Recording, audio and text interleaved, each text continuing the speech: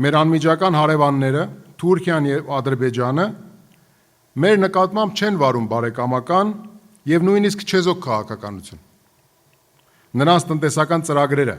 հաղորդակցային նախագծերի վերաբերյալ միջանցքային պատկերացումները չունեն Հայաստանի մասնակցությամբ տարածաշրջանային փոխկապակցվածության ձևավորման նպատակ։ Դրանք կառուցվում են Հայաստանը շրջանցելու, նրա տնտեսական դերակատարությունը նվազեցնելու և այնպիսի կախված համակարգ ձևավորելու համար, որտեղ մեր ինքնուրույն որոշումները սահմանափակված են։ Եվ խոսքն ամենևին միայն տնտեսական մրցակցության մասին չէ։ Խոսքը տարածաշրջանային քաղաքական կառուցվածքի մասին է,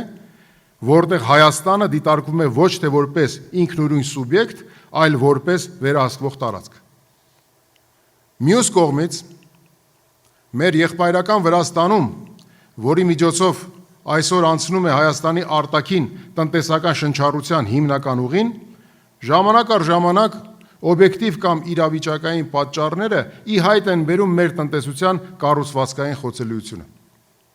Մի քանի օր փակված ճանապարհ,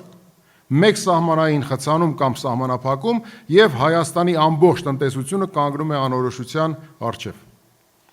Սա նշանակում է, որ մենք չունենք դիվերսիֆիկացված լոգիստիկա, մենք չունենք ապահովված հաղորդակցային անվտանգություն և մենք առհասարակ չունենք տնտեսական ինքնավարություն։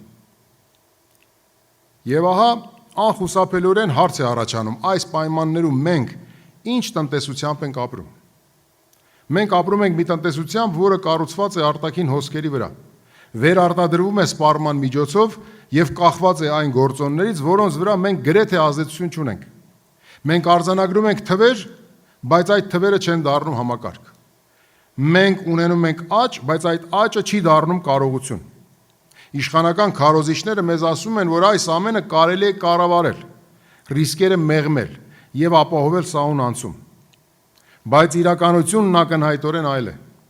Խնդիրը ռիսկերի մեջ չէ, խնդիրը մոդելի մեջ է։ Երբ պետությունը կառուցում է տնտեսություն, որը չի արտադրում բավարար արժեք, չի կուտակում կապիտալ և չի վերահսկում իր ենթակառուցվածքները, այն դառնում է ոչ թե տնտեսություն ունեցող պետություն, այլ տնտեսությամբ պայմանավորված պետություն։ Եվ սա այն կետն է, որտեղ տնտեսական քաղաքականությունը դառնում է պետականության հարց։